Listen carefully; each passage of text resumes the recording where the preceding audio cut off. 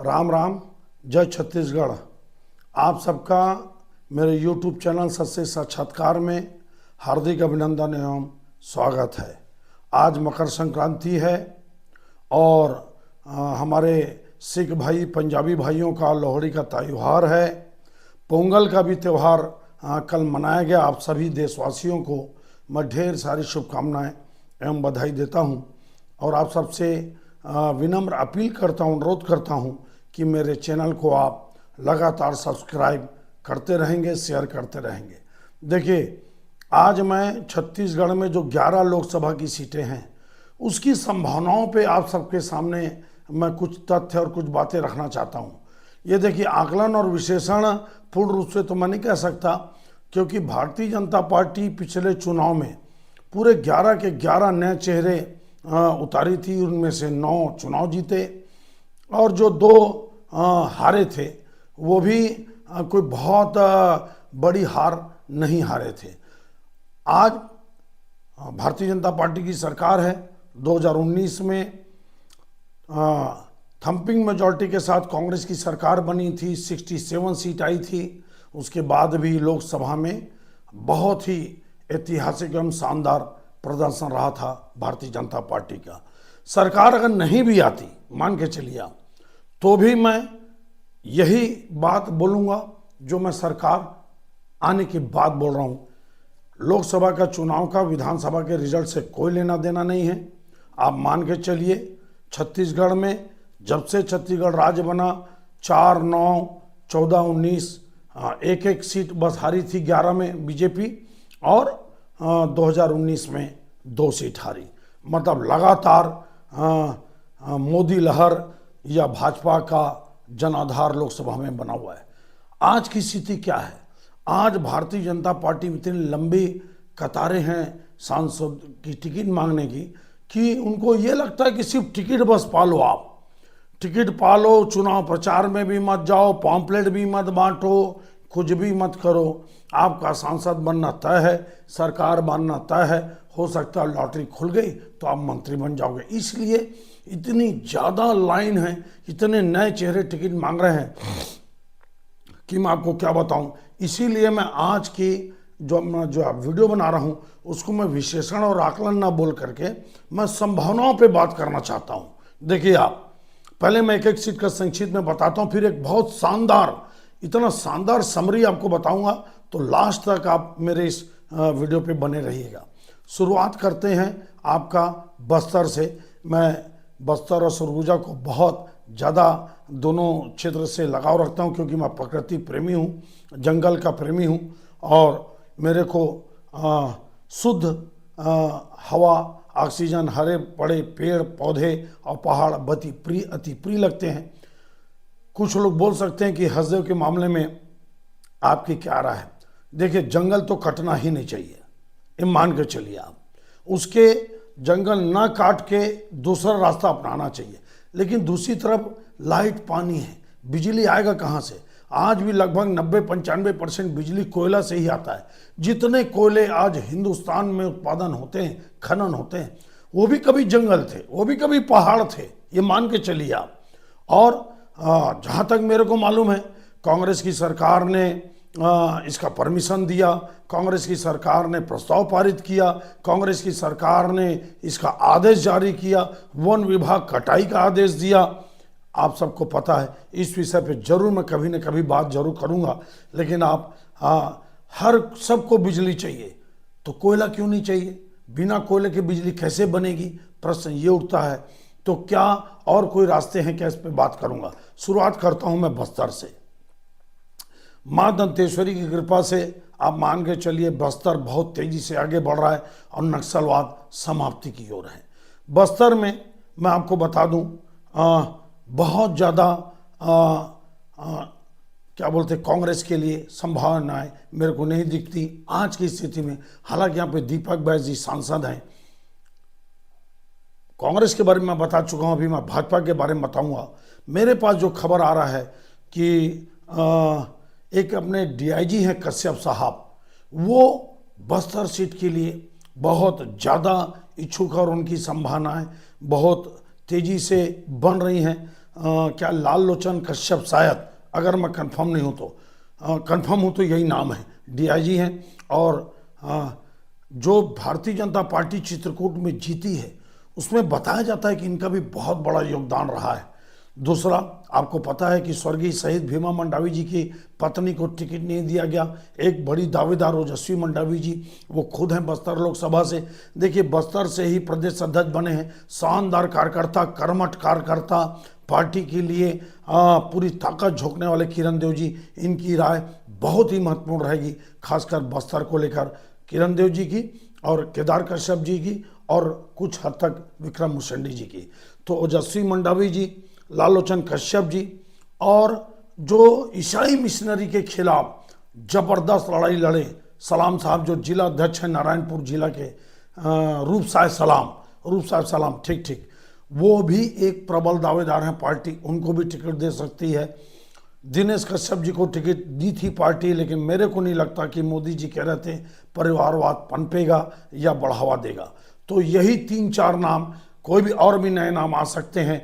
जैसे मैं बताया था कि एक सीएमओ थे पुजारी जी, और सिविल जज हैं शैलेश के तारक जी, ये भी अपने अपने स्तर पे लगे हुए हैं। लेकिन मुख्य रूप से मेरे को लगता है ओजस्वी मंडावी जी, आपके कश्यप जी डीआईजी जो हैं, उन इस्तीफा देने की शायद तैयारी हो रही होगी, और उपसाय सलाम जी।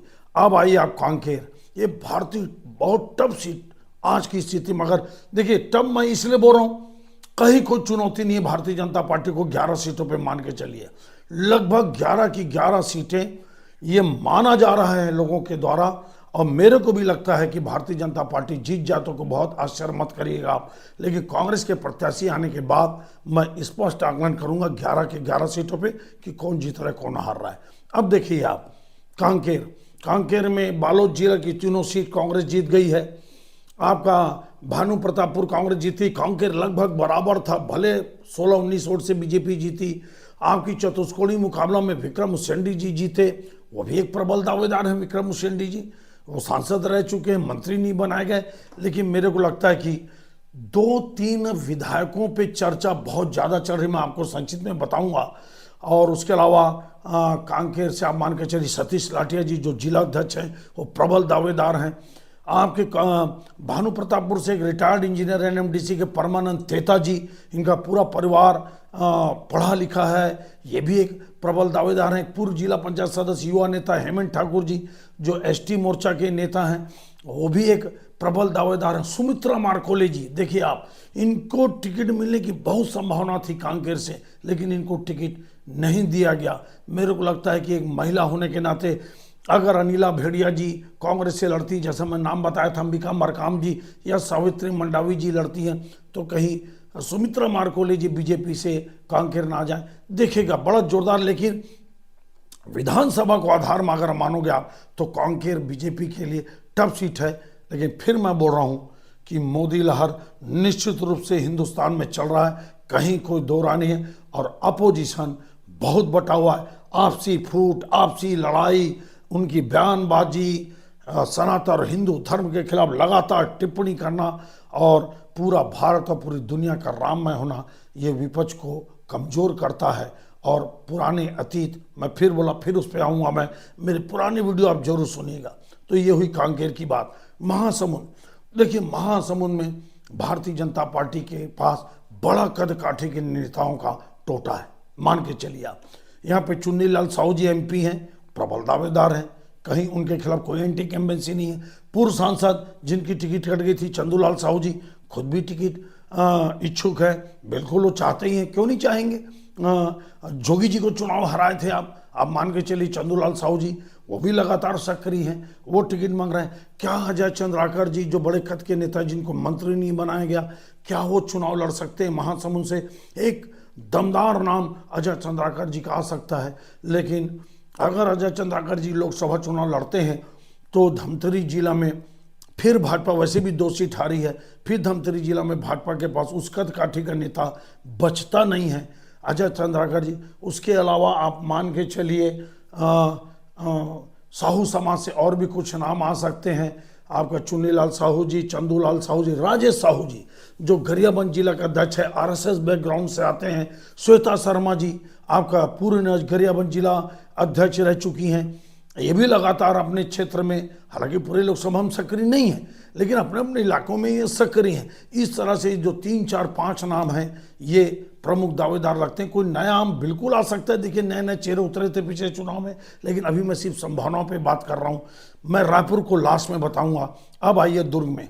मेरे को नहीं लगता जो भूपेश बघेल के खिलाफ दमदारी से चुनाव लड़े, योद्धा बन के लड़े, बड़े लोकप्रिय नेता, जुझारू नेता और ऑन द स्पॉट फैसला करने वाले, लोगों के काम तुरंत करने वाले ऐसे बड़े अच्छे नेता विजय बघेल जी की टिकट कटेगी, मेरे को नहीं लगता।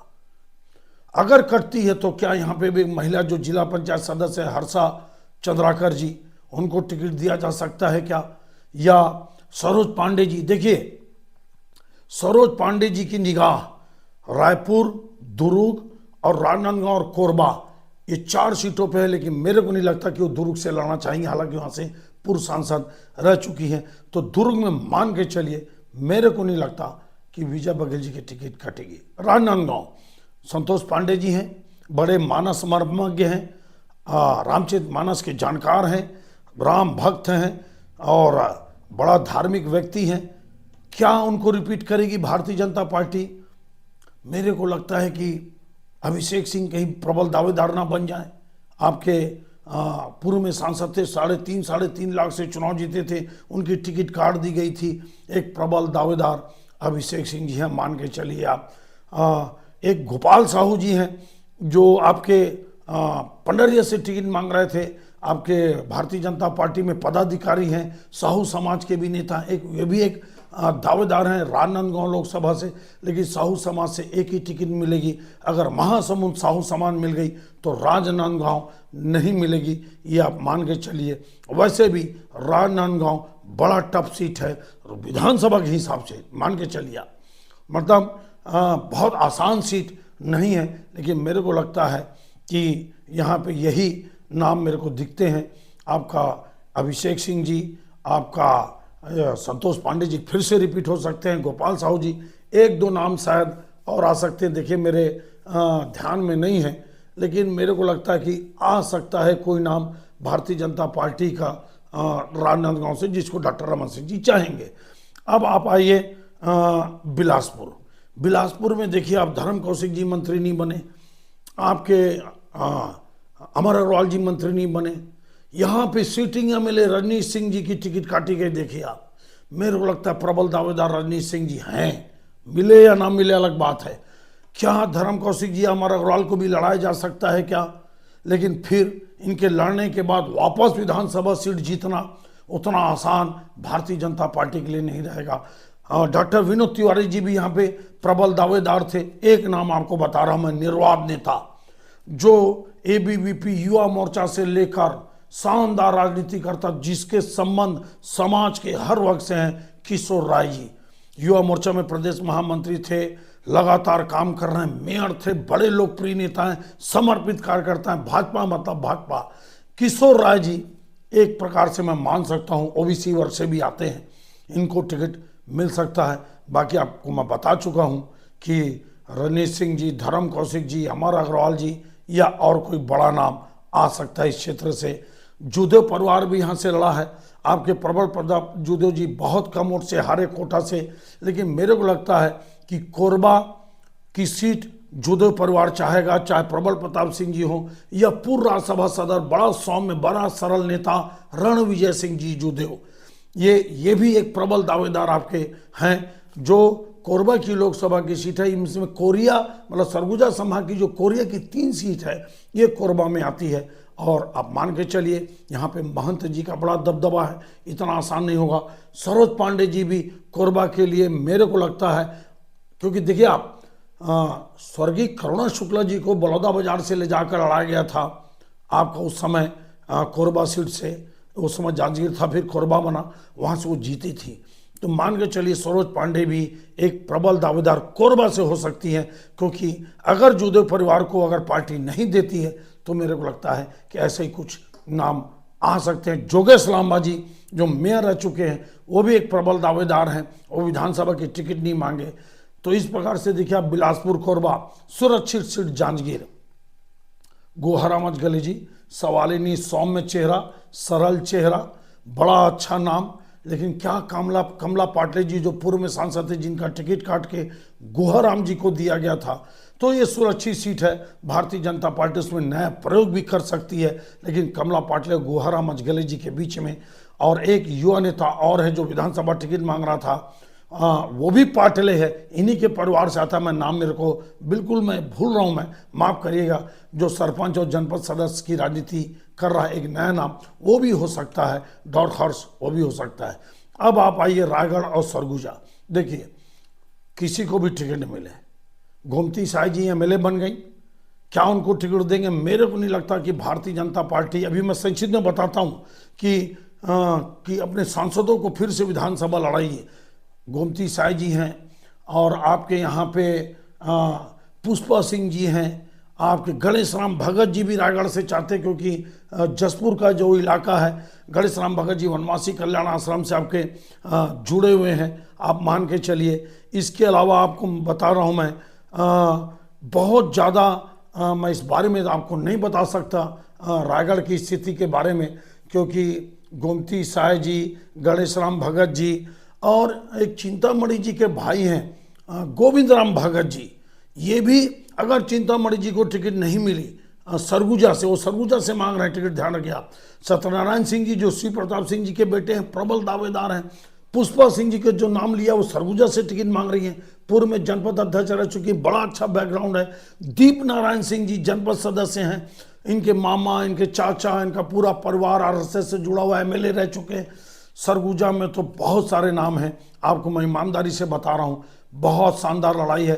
लेकिन मेरे को नहीं लगता कि रेणुका सिंह जी को फिर से लड़ाएंगे, गोमती साय जी को फिर से लड़ाएंगे। क्या होगा मैं नहीं जान सकता, लेकिन आपको मैं बता रहा हूँ कि सरगुजा की से संबंधित जो 2 सीटें हैं, कहीं कोई दिक्कत नहीं। भारतीय जनता पार्टी को 11 की 11 सीटों पे कहीं कोई बहुत ज़्यादा दिक्कत नहीं। अब आइए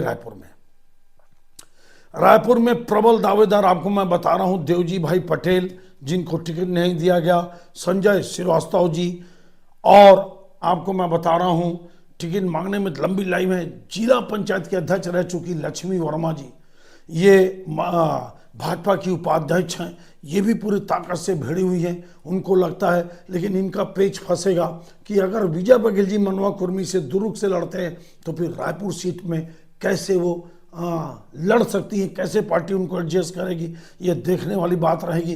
कितनी महिलाओं को टिकट दी जा सकती है, ये भी एक इशू है। लेकिन मान के चलिए आप, अब आपको मैं बता रहा हूँ देवजी भाई पटेल जी, संजय श्रीवास्तव जी लगातार टिकट मांग रहे हैं। सुनील सोनी जी को टिकट नहीं मिलेगी, ये मान के चलिए। मैं आपको डंके के चोट पे बोलता हूँ, ये मेरा विचार है, आपको मैं बता रहा हूँ।